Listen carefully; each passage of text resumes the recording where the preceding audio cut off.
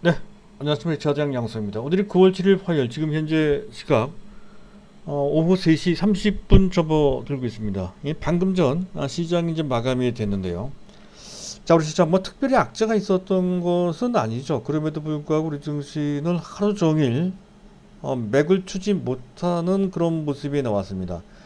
자, 코스닥만 간신히 강보합을 보였습니다만은, 하지만 시장을 현재 이끄는 또는 주목될 만한 어떤 특별한 테마나 주도주가 눈에 보이는 것도 또한 아니었죠. 그래서 판도 측면으로 봤을 때도 재미가 없을 정도가 아니라 다소 좀 맥 빠지는 듯한 느낌을 지울 수가 없고요.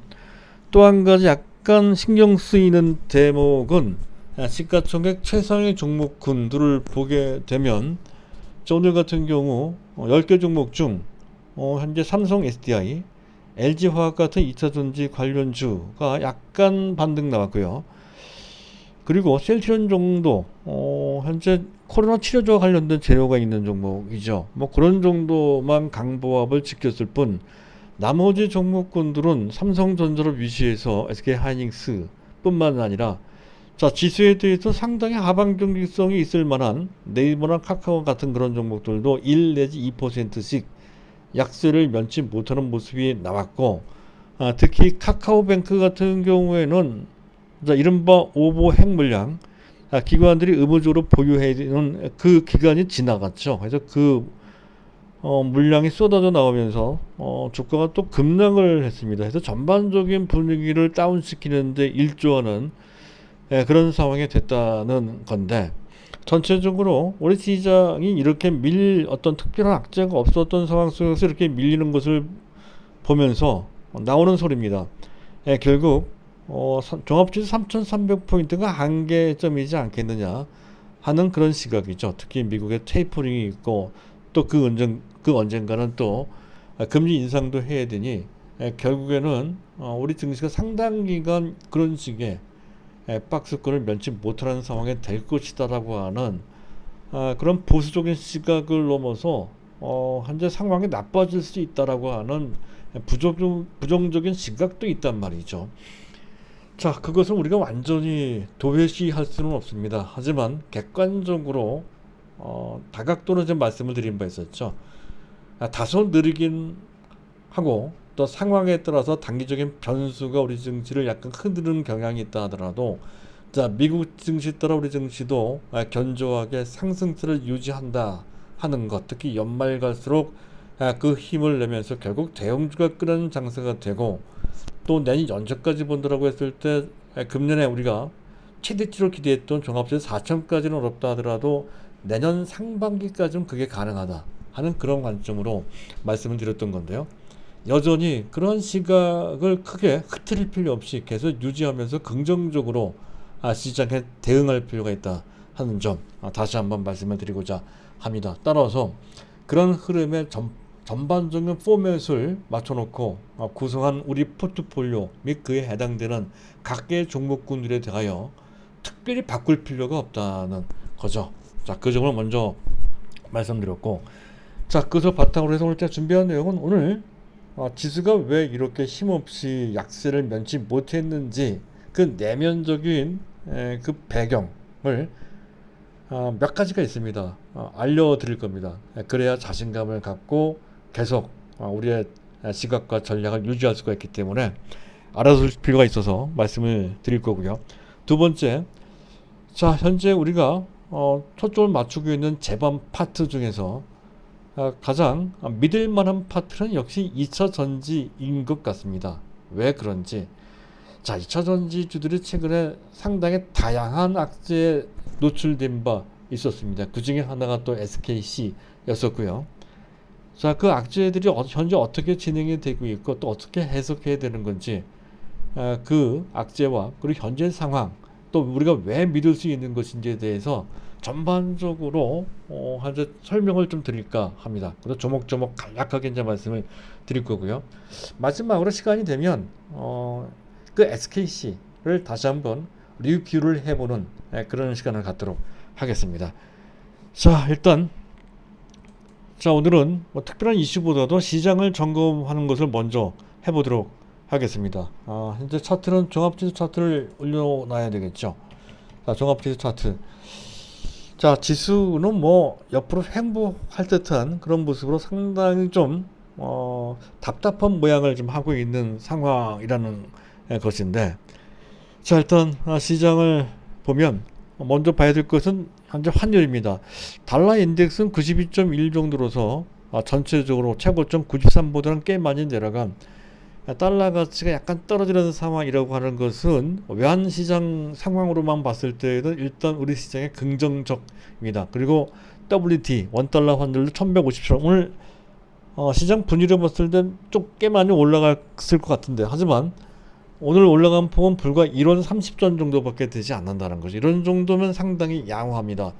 전체적으로 원달러 환율은 내려가는 추세, 즉 현재 달러 대비 원화 가치가 조금씩이라도 올라가는 그런 흐름이 유지되고 있다는 거죠. 이 점은 일단 뭐 큰 변수는 되지 않고 있습니다. 자, 주변 증시.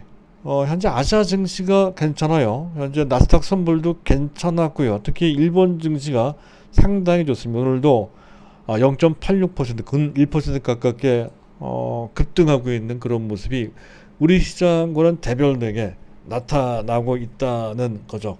비교해서 보실 필요가 있겠다 하는 거고요. 자, 수급을 잠깐 볼 건데요. 일단 자막을 지워놓고 보도록 하겠습니다.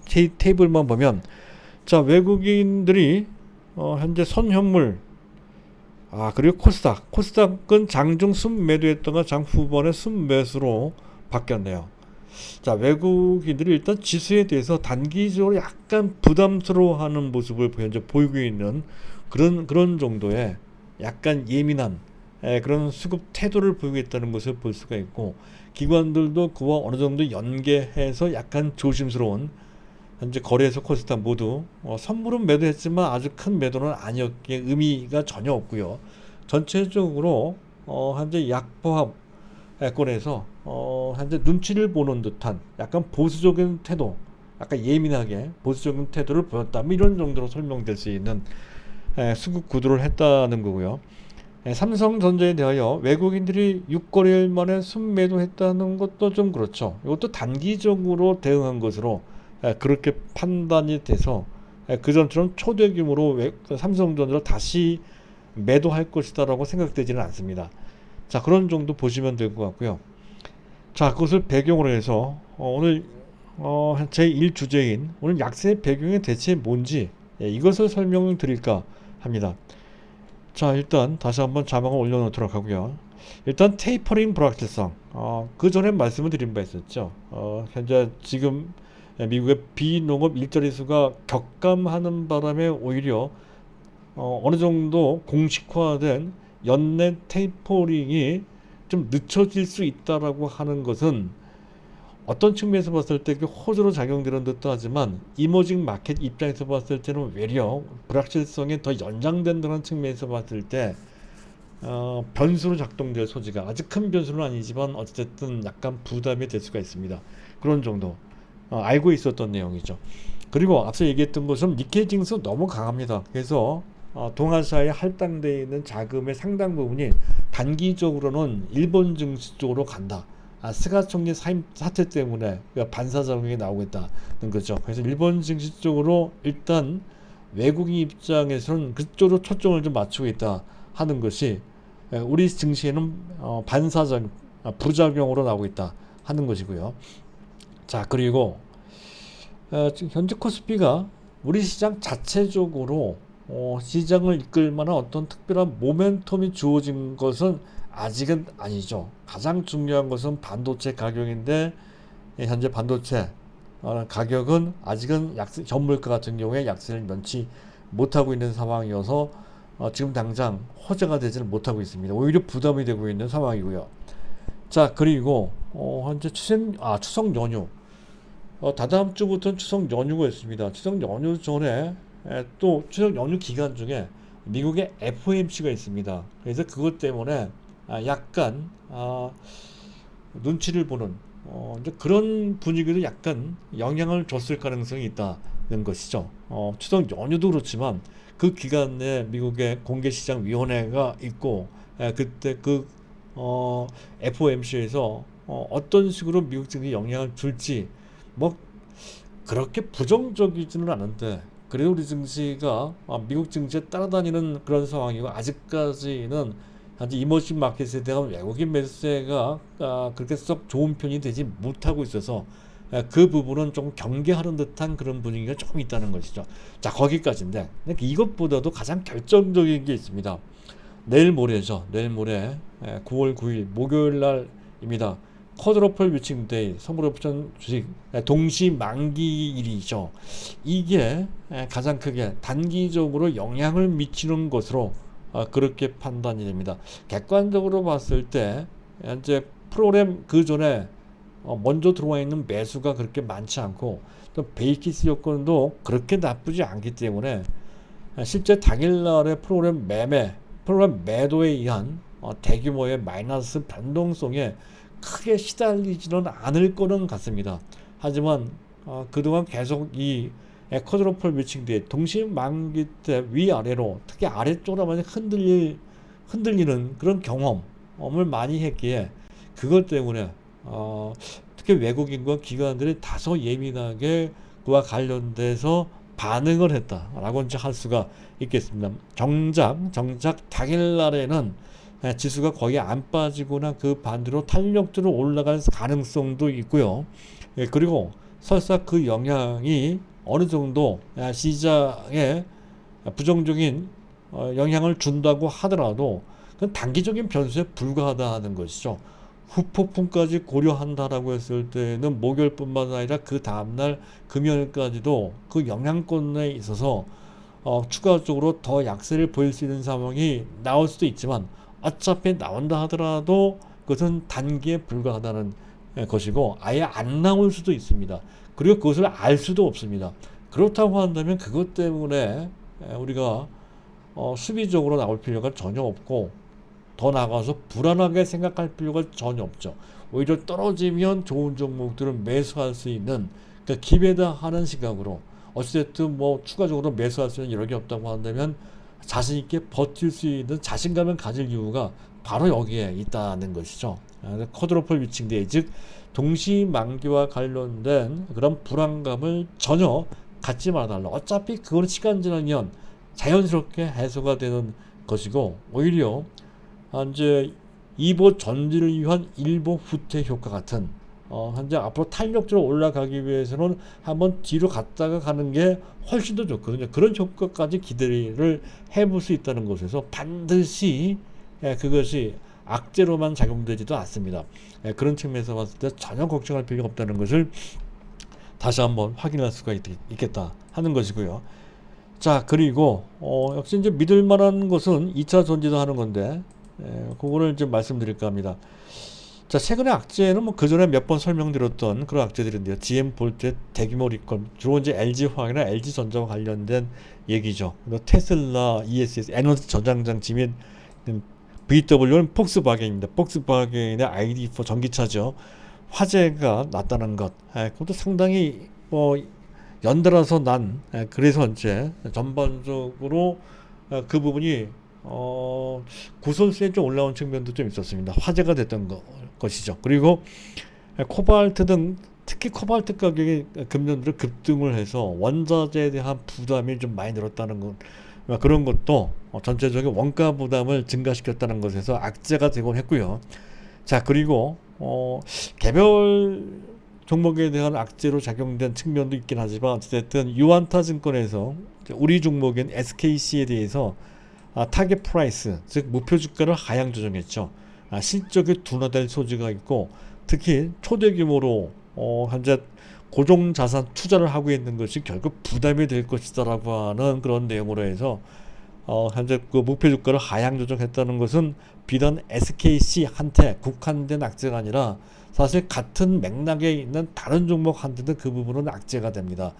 초기 투자 부담은 현재 SKC한테만 해당되는 게 아니거든요. 2차 전지 완제품 및 그 소재 업체들 전부 다 여기에 해당이 됩니다. 그런 내용도 악재라면 악재가 된다라고 할 수 있는 거고요.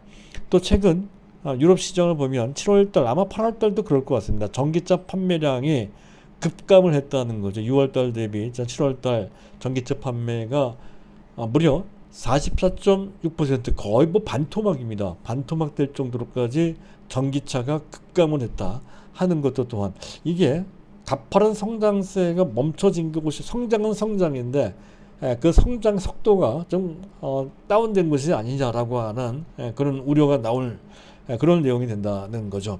그리고 수급상 가장 큰 부담 아마 이게 가장 큰 악재가 되지 않을까 싶습니다. 연내 LGES LG 에너지 솔루션이죠. 상장되면 아마 시총 한 100조짜리로 대접받을 것이라고 전망되고 있는 유망 종목입니다. 자, LGES가 상장되면 현재 2차전지 추종 펀드들이 꽤 있죠. 결국에는 거기에 LGES에 그들의 기존 펀드 중에 상당한 자금은 그쪽으로 자동적으로 할당을 해야 되거든요. 그게 되면 다른 종목에서 그 비중을 빼야 됩니다. 그랬을 때 아마 다른 대형주 뭐 SK이노베이션을 포함해서 SKC 다 포함이 되죠. 삼성 SDI에 해당이 되고요. 나머지 2차전지 소재주들도 부분별로 그에 따른 부담을 조금은 좀 안게 된다 하는 거죠. 그래서 LG ES 상장과 관련된 수급 쇼크가 있을 것이다라고 하는 그런 전망이 그런 분석이 현재 나오고 있죠. 그것이 현재 시점에서 봤을 때는 가장 큰 부담이라고 이제 할 수가 있다는 건데요.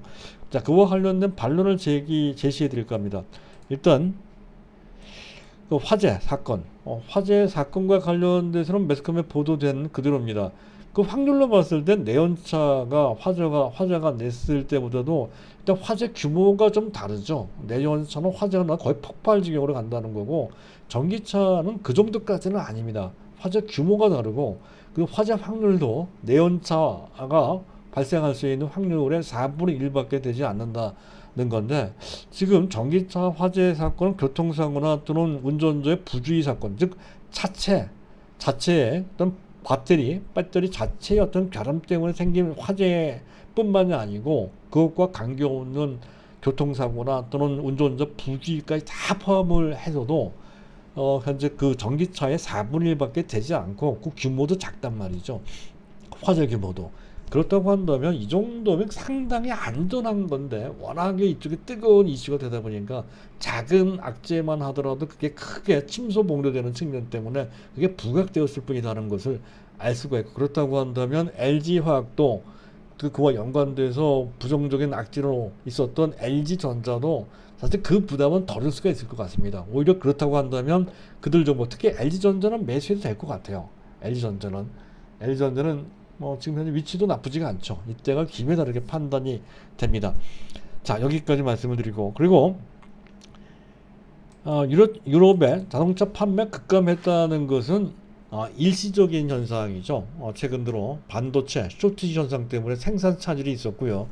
자, 그리고 델타 변이 때문에 갑작스럽게 소비가 좀 얼어붙은 그런 현상도 좀 있었죠. 이 두 가지 요건 때문에 나타난 일시적인 현상에 불과합니다. 전체적으로 전기차 시장은 상당히 빠른 속도로 확대되고 있는 그 추이는 전혀 변함이 없다는 거죠. 그리고 원자재 가격이 급등했다는 것은 코발트를 덜 쓰는 방향으로 현재 움직이고 있죠.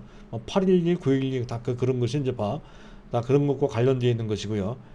811, MCA 다 그런 것이 다 현재 코발트를 덜 쓰는 그런 2차 전지고요. 그리고 원가 절감 방안도 각가지 방안으로 나오고 있습니다. 해서 전체적으로 그와 관련된 부담은 직접적으로 간접적으로 상당히 해소되고 있는 상황이라는 것은 분명합니다. 그래서 이 부분은 큰 문제가 되지 않을 거고요. 다만 LGES의 상장은 단기적으로 부담은 될 거는 같습니다. 단기적으로. 근데 시장 상황에 따라 달라질 수 있다는 것이죠. 그와 관련된 매물이 나온다 라고 했을 때 그것을 국내 내국인들 아마도 일반 개인들 내지 외국인들이 잡아 들어갈 가능성도 다분히 있죠. 만약 그런 식으로 그런 기관의 매물들을 잡아준다라고 했을 때는 별 큰 타할 없이 그냥 지나갈 수가 있고 만약에 그렇지 않다고 한다면 약간 한전 짧게는 하루 이틀 길게는 한 일주일 정도 수급과 관련된 부정적인 주가 흐름을 보일 수 있다는 건데 추세적인 것은 전혀 아니죠. 한전 최악의 경우 현재 가격에서 약 10% 정도, 마이너스 10% 정도 영향을 받을 수 있다. 이런 정도는 각오해야 되죠. 우리가 2차 전지를 하면서 이런 정도의 진공을 한두 번 겪은 게 아니죠. 이 점에 대해서는 그전에 SKC의 차트를 보면서도 말씀을 드린 바 있었습니다. SKC를 길게 놓고 보면 동그라미 지점이 그런 지점이죠. 고점 되면 최소한 15% 내지 20% 이상씩 크게 기간으로 봤을 때는 3개월 내지 길게는 6개월치 조정을 받은 것을 다 경험하면서 이겨내면서 여기까지 온 거거든요. 따라서 불과 길어봐야 일주일 정도 되는 짧은 정도의 추가적인 조정에 대해서 겁낼 필요는 전혀 없다 하는 점을 말씀드리고, 어차피 그건 수급과 관련된 부담이죠. 본질을 훼손하는 부담은 전혀 아닙니다. 그런 측면. 자, 그리고 초기 투자 부담이 가중된다라고 하는 그 유한타 증권의 그런 지적에 대해서는 단기적으로는 그게 부담이 된다는 것을 유한타 증권의 그 의견에 동의합니다. 하지만 장기적으로 봤을 때는 그와 반대죠. 오히려 시장이 상당히 빠른 속도로 확대되고 있기에 그와 관련돼서 각계 해당 업체들이 발빠르게 투자를 확대하는 것은 바람직하다라는 것이죠. 장기적 관점으로 봤을 때 그 장기도 아주 오래된 장기도 아닙니다. 향후 1년 후, 2년 후, 길게는 5년 후 앞을 보면서 선투자하는 개념이니까 또 시장이 그만큼 빠르게 성장하고 있으니 오히려 그 속도에 능동적으로 대응한다는 측면에서 봤을 때 오히려 점수를 줘야죠. 지금 그 속도가 그게 SKC한테만 해당되는 것은 전혀 아니고요. 어쨌든 어느 정도냐 하면 일단 국내 배터리 3사 현재 그 LG화학, 또 삼성 SDI, 또 SK이노베이션 모두 미국과 유럽의 초대규모 투자를 현재 하고 있죠. 그리고 현대차는 심지어 2040년 향후 20년 내 국내 내연차 판매를 완전히 중단하겠다는 선언했습니다. 자, 그리고 이게 재밌죠. 현재 현대차 전체 자동차 판매 중 전기차 아이오닉 5 등 현재 전기차나 수소차까지 다 포함한 좀 미래차입니다. 그 미래차 판매 비중이 불과 3% 정도밖에 되지 않는다는 거죠. 이제 시작했다는 건데 그게 현대차뿐만이 아니고요. 테슬라를 제외한 나머지 현재 그 완성차 업체들을 보게요. 대부분 이 정도 수준밖에 되지 않는다는 거죠. 그랬던 것을 향후 10년 내 2030년까지 30% 정도로 늘린다. 지금 테슬라를 포함한 전체 전기차를 본다면 현재 전기차의 시장 점유율은 자동차 판매 한 7 내지 10% 정도밖에 되지 않습니다. 30%에 달하는 데까지는 최소한 5년 정도는 걸리거든요. 많게는 10년 걸릴 수도 있습니다. 따라서 그 기간 동안에는 시장은 현재 폭발적으로 성장한다는 거죠. 그런 관점으로 봤을 때 거기에 몸담고 있는 업체들, 현재 완제품 업체뿐만 아니라 소재 업체들은 거기에 맞춰서 초대규모 투자를 하는 것은 너무나도 당연한 것이고, 그것이 한국이기 때문에 가능한 측면도 있다는 것이 한국이 잘한다는 뜻이죠. 그런 관점이고, 그와 관련돼서 이런 업체들이 현재 그렇게 증설하고 있는 그런 상황인데 한번 볼 필요가 있습니다. 일단 포스코 케미칼 같은 경우에 양극재 4만 톤에서 27만 8천 톤, 2025년까지입니다. 거의 6배 이상이죠. 그리고 8배 정도, 7배 이상 됩니다. 7배. 음극재 6만 5천 톤에서 17만 톤. 또 SKIE 테크놀로지 분리막은 13.65 평방미터입니다. 평방미터를 45 평방미터로 거의 3배 이상 증폭시킨다는 거고요. 에코프로비엠 같은 경우 양극재를 6만 톤에서 32.4만 5배. 또 LNF 같은 경우도 양극재는 5.5만에서 25만, 거의 5배죠. 그리고 일진머티리얼스, SKC와 경쟁하고 있는 업체 일진머티리얼스 같은 경우에 그 동박을 5.6만 톤에서 17만 6천 톤으로.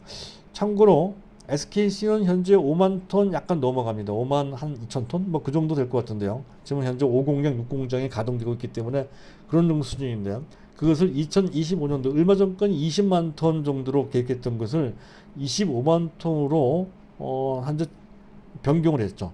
좀 빠른 속도로, 시장은 워낙에 빠른 속도로 가다 보니 거기에 맞춰서 약간의 현재 그 약간의 뭐랄까요, 좀 과잉 투자일지라도 그 빠른 속도로 거기에 대응하기 위해서 그런 식으로 한단 말이죠. 따라서 당장 그것이 과잉 투자라고 해서 과잉 투자가 아니죠. 사실은 너무 속도가 빠른 것이 아니라고 하는 지적이 단기간은 그게 일리가 있을지라도 추세적으로는 전혀 아닙니다. 이런 대변화에 발빠르게 대응하기 위해서 선제적으로 대응하는 것이거든요. 거기에 또 백그라운드가 SK이지 않습니까? 그래서 SKC를 보게 되면 잠깐 거기까지 잠깐 이왕 얘기가 됐으니까 보도록 하죠. SKC 같은 경우 지금 2분기 실적이 깜짝 실적 나온 것은 그렇고, 한 가지만 더 말씀드리면 동박 부분, SKC 같은 경우 동박 부분에 잠깐 차트를 잠깐 보도록 하겠습니다. 일단 SKC 같은 경우에 실적 부분에서 한 가지 봐야 될 것은 정밀화학 부분이 939, 전체 영업이익 1350억 중에서 정밀화학이 거의 70%. 여기 반도체 부분, 반도체 CMP 패드 부분도 있거든요. 그걸 합치면 정밀화학 및 반도체 캐타 소재 부분을 다 합치면 거의 85% 정도가 기존 사업 부분에서 나오고 있고요. 동박 부분은 186억 정도밖에 되질 않습니다. 아직까지는. 그래서 SKC가 앞으로 동박 부분이 커질 거니까 영업이익이 신장했을 때 그 신장되는 폭이 얼마나 더 큰지를 이 부분에서 우리가 알 수 있다는 것이죠. 물론 정밀화학 부분이 워낙 실적이 좋다 보니까 내년 정도에는 그 동박 외 다른 부분, 기존 케미칼이나 또는 반도체 소재 부분에서 실적이 약간 다운됐을 때 그 공백이 있을 수 있다 하는 것, 그것을 지적하고 있는데 그 부분은 크게 중요한 게 아니죠. 단기적인 현상에 불과하다는 것을 알 수가 있죠. 그것을 속도 측면에서 충분히 그것을 메꾸지는 못하겠지만 굉장히 빠른 속도로 동박이 커지고 있으니 내년까지는 아니더라도 내후년부터는 훌륭히 메꾸고도 남는다는 그런 개념이라 했을 때에는 그게 전혀 악재가 아니고 실적 둔화 요인이 말이죠. 전혀 악재가 아니고 오히려 긍정적으로 볼 수 있는 이런 변화가 된다는 거죠. 폴란드 동박 공장 추진한다는 것, 유럽 생산 거점 확보한다는 거죠. 그거 정업 현재 5공장, 6공장이 현재 가동 상태에 있다 하는 것이고, 그리고 말레이시아 공장까지 다 합치면 약 25만 톤. 앞에서 좀 말씀을 드린 바 있었죠. 전체 카파는 현재 5공장, 6공장이 부분적으로 가동되고 있기 때문에 5만 톤이 넘어간다는 것으로 봐야 될 것 같습니다. 자, 그렇고 또 한 가지 중요한 건 SK그룹이 통신업체, 또 반도체에서 또 화학, 이렇게 세 개 파트로 나누는데 그 화학 부분에서 에너지 쪽으로 기업 주사업이 변경되고 있다는 큰 흐름이 진행되고 있다는 것을 알아둘 필요가 있다는 것이죠. 그래서 이미 미국의 플러그 파워 조인트 벤처를 현재 설립을 했고요. SK 이니스, 건설, 이노, SK 이노를 중심으로 수소사업 추진단, 그리고 현대차와 더불어서 이차전지 동맹 체제, 생산, 유통, 부대 서비스까지 같이 동맹하기로 했고, 그리고 현재 소재와 관련 생태계를 이래저래 구축을 하고 있죠. SK IET, 분리막, SKC는 동박, SK 머티리얼스는 액체와 관련된 소재, 그리고 그 액체 머티리얼도 합병한다는 얘기가 나오고 있죠. 부지런히 에너지 생태계를 구축하는 그런 모습을 보이고 있다는 건데, 그 한 축을 담당하는 것이 SKC다 하는 것이고요. 자, 미국의 투자 확대, 포드와 함께 이차전지 동맹 체제 구축하는 것도 그렇고, 또 현대차, 포스코, 효준과 같이 사자 수자, 그 4개 업체 4자 수소 동맹을 맺고 있다는 것도 또한 그렇죠. 그래서 SK그룹이 에너지 생태계를 재구축하는데 현재 그 그룹이 전사적인 역량을 집중시키면서 현재 대변신을 하고 있다는 것이고, 그 와중에 SKC가 상당히 중요한 한 축을 담당하고 있다는 것이죠. SK 역량이 집중되고 있으니만큼 그만큼 힘이 실릴 것이고, 또 백그룹이 SK그룹이니까 재무 상태에 대한 부담을 가질 필요는 전혀 없는 거죠. 초기 투자 부담 이런 것 따위는 걱정할 필요가 전혀 없습니다. 그렇다라고 했을 때 다소간에 단기적으로 주가의 부침이 있다 손치더라도 그에 관계없이 계속 밀고 나가면 된다는 것을 알 수가 있죠. 따라서 SKC는 지금 현재 15만원 정도가 아니라 내년 정도 되면 30만원까지 올라갈 수 있다라고 하는 그림을 그려놓고 보시면 될 것 같습니다. 자, 여기까지입니다. 감사합니다.